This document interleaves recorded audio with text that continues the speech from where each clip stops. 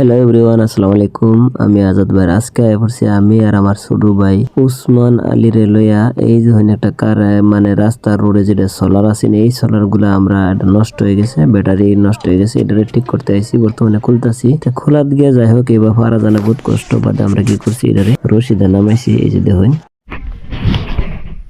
একটা সোলার করেছিলাম খুঁড়ির, এই যে রশিদা নামাইছি।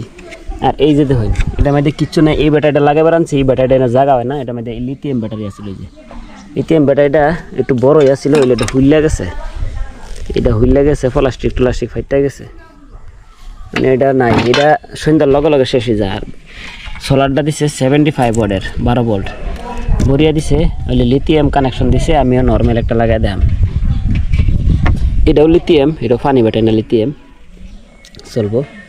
আর ডায়েটটি এই যে দেখো দুটো ডায়েট, আর হিট সিনে দিছে, সব দিছে, বরিয়া ফিটিং করছে। হইলে এটা ফিটিং করাম কোন জায়গা পাইতাছি না, এটা একটা হিট কোনো একটা ব্যবস্থা করে ফিটিং করতেছি। দেখুন ভিডিওটা ফিনিশিং যা খুলছি রাস্তার।